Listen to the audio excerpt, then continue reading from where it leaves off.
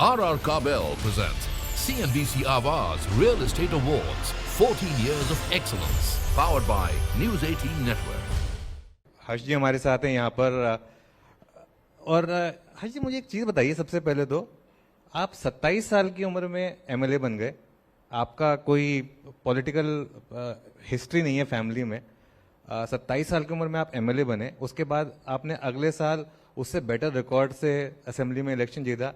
और पिछली बार तो आपने एक रिकॉर्ड बनाया, मेरे ख्याल से 75% के करीब आपने वोट लिए, जो शायद पूरे स्टेट में सेकंड हाईएस्ट था। 83%। 83%।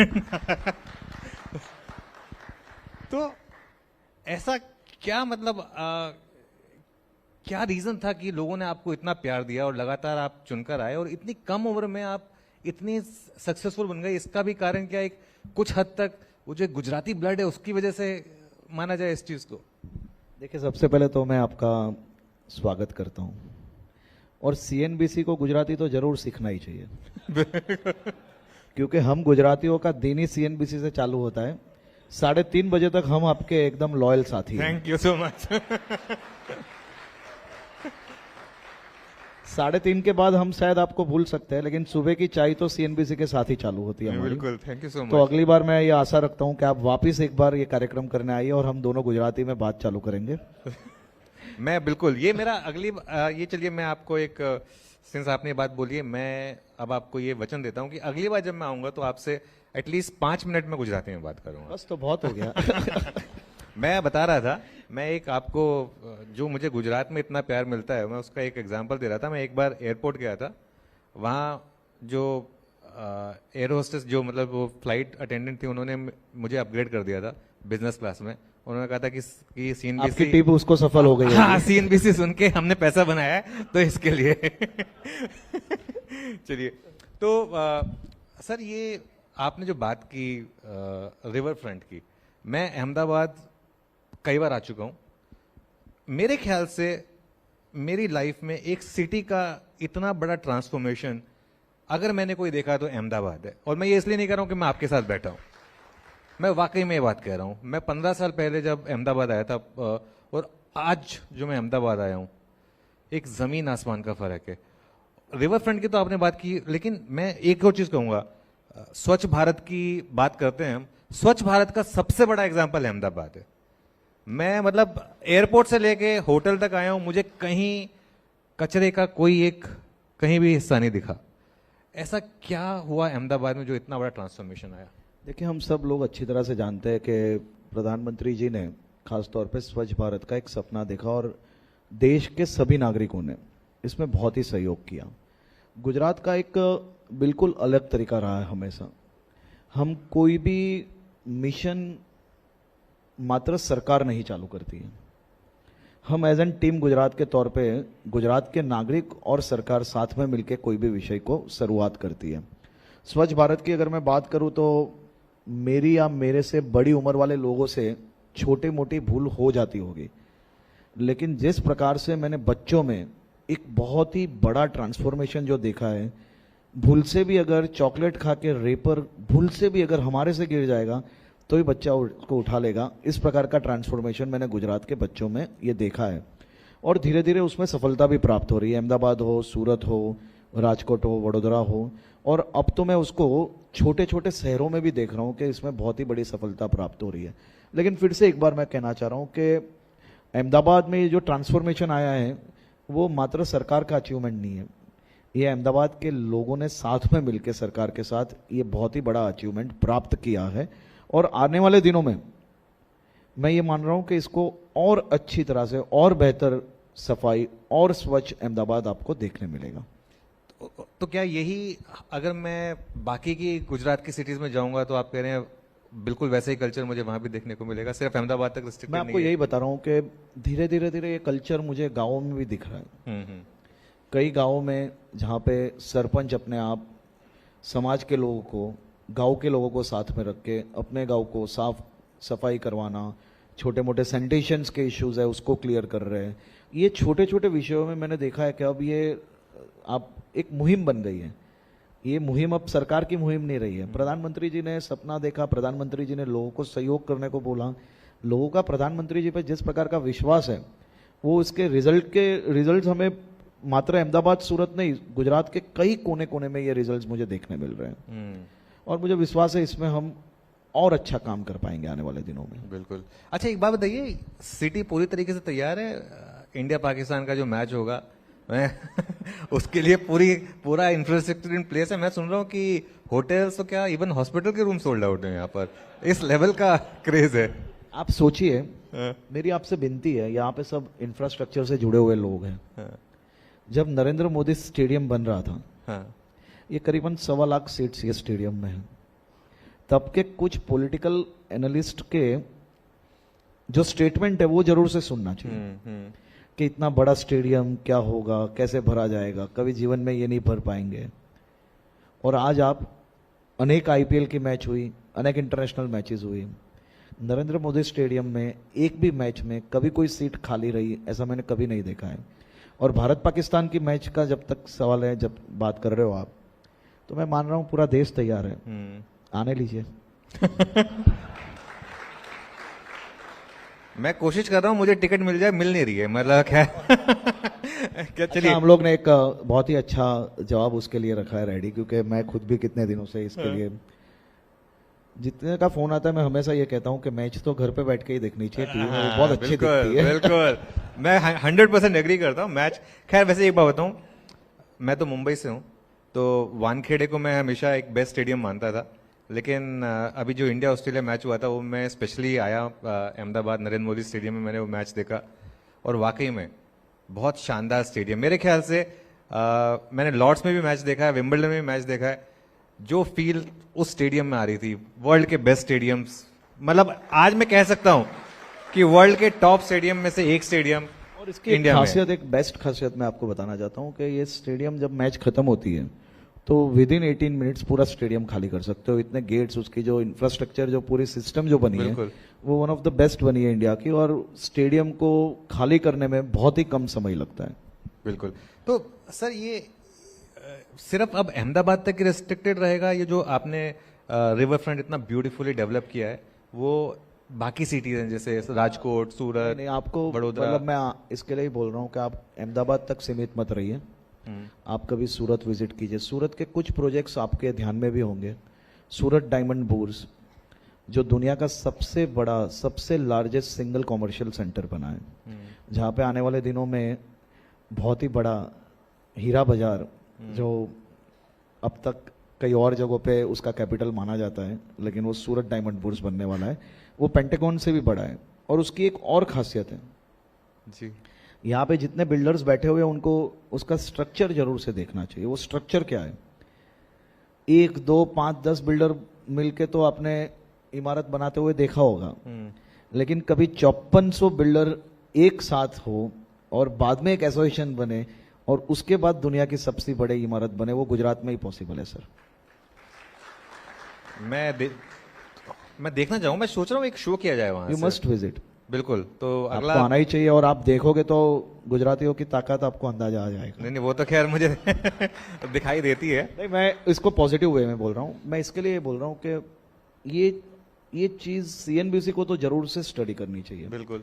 क्योंकि 5, 10, 25, 50 बिल्डर्स आपने एक साथ काम करते हुए देखा होगा, लेकिन 5400 बायर्स पहले सरकार से जगह खरीदते हैं, फिर डिजाइन बनती है, प्लान बनता है, प्लान रखते हैं, और उसके बाद वो बिल्डिंग मात्र 3 साल के अंदर पेंटागन से बड़ी बिल्डिंग, वो इमारत खड़ी हो जाती है, और आज वो दुनिया की सिंगल लार्जेस्ट, सबसे बड़ा कॉमर्शियल सेंटर बने। ये अपने आप में बहुत बड़ी बात है। बिल्कुल। और खास तौर पे पीपीपी प्रोजेक्ट्स अगर आपको सही तौर पे देखने हैं तो आप सूरत के कई रोड्स देखने आइए। डस्ट फ्री रोड, सही तौर पे इतने किलोमीटर लंबे डस्ट फ्री रोड बनाना, वो अपने आप में बहुत बड़ी चुनौती है। यहाँ पे सरकार के साथ साथ लोग भी प्रोएक्टिवली काम करते हैं, उसके कारण गुजरात के अंदर डेवलपमेंट बहुत इजीली पॉसिबल है। बिल्कुल। तो मुंबई वालों को थोड़ा केयरफुल रहना चाहिए, कहीं ये इंडिया की फाइनेंशियल कैपिटल, साहब मैं आपको एक चीज ऐसा तो नहीं है कि गुजरात में शिफ्ट हो नहीं, मैं आपको एक चीज बताता हूँ। हाँ। आप मेरी ये बात सुन लीजिए और कहीं लिख भी लीजिए। हाँ। आप मुंबई सेंट्रल से दहीसर पहुंचोगे या बोरीवली पहुंचोगे, उससे पहले मोदी जी की बुलेट ट्रेन में पहुंच के सूरत पहुंच जाइए, जल्दी से पहुंच जाओगे। और घर पे भाभी जी गालियां भी नहीं देगी, आप समय से वापस पहुंच जाओगे। नहीं, वो तो खैर मैंने कई बार नोटिस किया है कि जितना टाइम एयरपोर्ट पहुंचने में लगता है घर से मुंबई एयरपोर्ट, उससे कम टाइम में तो हम अहमदाबाद आ जाते हैं। वैसे जो आपने बात कही, मैं इसका एक एग्जांपल दे रहा हूँ। सीएनबीसी ग्रुप ने एक पहला गुजराती चैनल सीएनबीसी बाजार, देश का पहला और इकलौता गुजराती चैनल है, गुजराती बिजनेस चैनल। आपको पता चल गया होगा, हम लोग हिंदी में थोड़े कमजोर होते हैं। वो कहते हैं बिजनेस की मातृभाषा गुजराती है, तो इसके लिए हमने यहाँ पर भी एक वो खोला हुआ है। तो लेकिन फिर सवाल वही है कि ये गिफ्ट सिटी आगे जाकर क्या पोटेंशियल रखता है कि फाइनेंशियल कैपिटल बन जाए देश का? अभी तो गिफ्ट सिटी में वैसे अभी भी आपके मन में प्रश्न है? नहीं, क्योंकि अभी तो यहाँ पर इंडियंस वो मेनली मैं फॉरेनर्स तो कई सालों से लोगों के प्रश्न सुनते आया हूँ, लेकिन मुझे ऐसा लग रहा है कि गिफ्ट सिटी अपने आप वो जवाब दे रही है। और मुझे पूर्ण विश्वास है कि गिफ्ट सिटी फाइनेंशियल हब आज भी है, लेकिन आने वाले दिनों में वो सही तौर पे फाइनेंशियल हब होगा और देश का सबसे बड़ा फाइनेंशियल हब गिफ्ट सिटी ही होगा। सर, लेकिन मेरा आपसे एक निवेदन है कि ये मेरी बातों से या लोगों के सुनने से नहीं, आपको गिफ्ट सिटी में एक पूरा दिन बिताना चाहिए। गिफ्ट सिटी के डेवलपमेंट में कितना बड़ा फर्क आया है और कितनी तेजी से गिफ्ट सिटी डेवलप हो रही है, वो खुद आपको जाके ग्राउंड लेवल से एक बार स्टडी जरूर से करना चाहिए। क्योंकि सीएनबीसी वो देश की धड़कन है, खासतौर पे इकोनॉमिक सेक्टर की बात करें तो, और सीएनबीसी को तो गिफ्ट सिटी में होना बहुत जरूरी है। नहीं, मुझे इनवाइट था सर कि लेकिन आप आइए और चुप गिफ्ट गए, सिटी। अब वापस आ जाइए। हाँ, तो मुझे इनवाइट था, लेकिन इस बार तो खैर नहीं हो पाएगा। लेकिन मैं अगले हफ्ते शायद होपफुली गिफ्ट सिटी का एक टूर करूंगा। मैं आप जरूर से आना, मैं आपके साथ आऊंगा वहां। अरे बहुत बहुत बहुत मजा आएगा सर आपके साथ गिफ्ट सिटी का टूर करके। और चलिए, गिफ्ट सिटी की और क्या खास बातें हैं और क्या डेवलपमेंट होगी गिफ्ट सिटी में आगे जाते हुए, जो अब तक ऑलरेडी हो चुकी है? खास तौर पे फिनटेक के लिए तो आप जान ही रहे हो बहुत अच्छी तरह से। बिल्कुल। लेकिन गिफ्ट सिटी में अब सबसे बड़ी जो चुनौती हमारे लिए है वो रेसिडेंशियल और खास तौर पे इवनिंग लाइफ वहाँ पे कैसे डेवलप हो पाए, जिसके कारण कॉरपोरेट है, आईटी सेक्टर्स है, वो सभी लोगों के कहीं ना कहीं वहाँ पे सबसे बड़ी जो कंप्लेंट्स हमारे पास जो आ रही है वो यही कंप्लेन है, और उसका भी सॉल्यूशन आने वाले दिनों में ज़रूर से अच्छी तरह से आएगा। और गेमिंग सेक्टर है, रिक्रिएशन जोन है, उसका भी डेवलपमेंट बहुत अच्छी तरह से और तेज़ी से चल रहा है, जिसके कारण आने वाले टाइमों में इवनिंग लाइफ वहाँ पे अच्छी तरह से डेवलप होगी। तो इवनिंग लाइफ में मतलब फिर नहीं, मैं जितना बोला उतना ही। नहीं, क्योंकि मेरा अगला सवाल यही था फिर। नहीं, मैं इसके लिए पहले से ही बोल रहा हूँ। चलिए, खैर सब समझ गए होंगे सवाल के क्या था। रियल एस्टेट अहमदाबाद का बहुत क्विकली डेवलप हुआ है। मेरे ख्याल से शायद पिछले 5-6 सालों में यहाँ पे सब डेवलपर बैठे हैं, शायद सबसे फास्ट रिटर्न अहमदाबाद में ही आया है।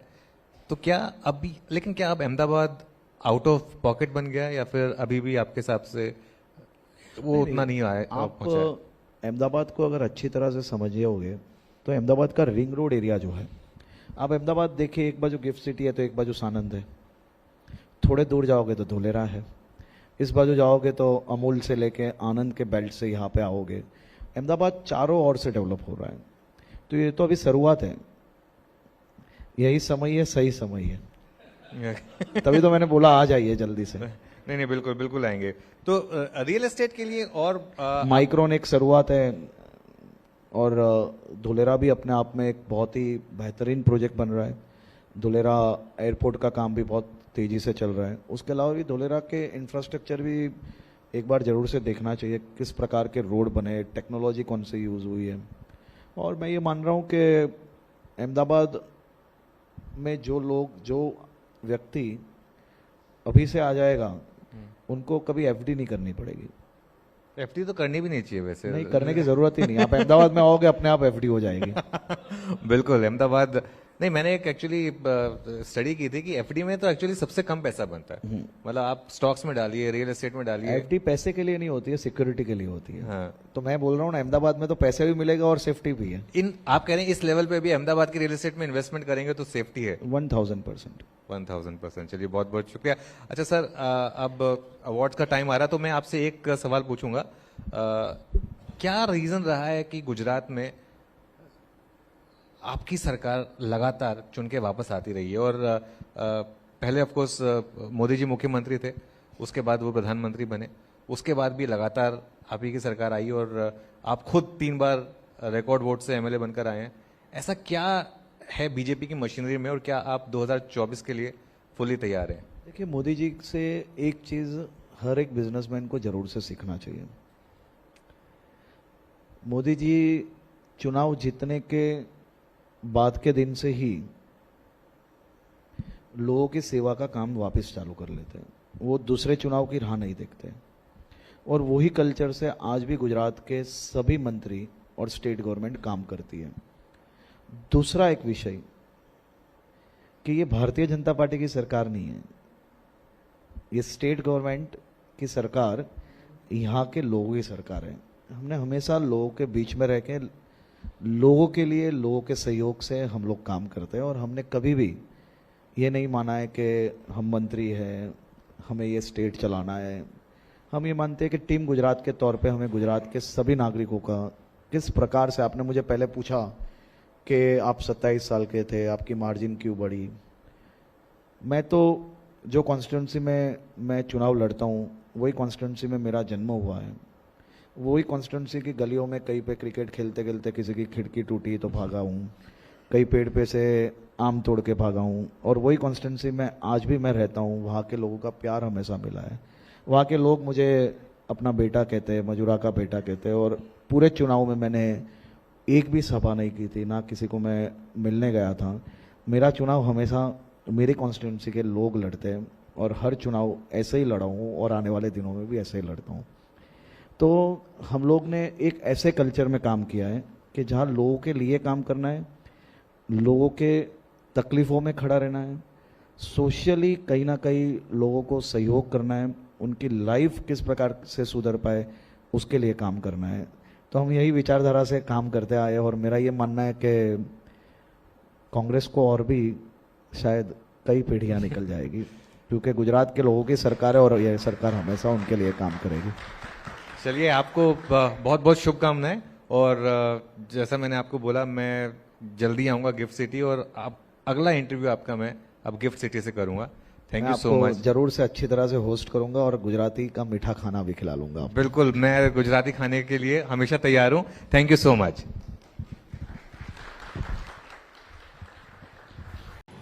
RR Kabel presents CNBC Awaaz Real Estate Awards, 14 years of excellence, powered by News 18 Network.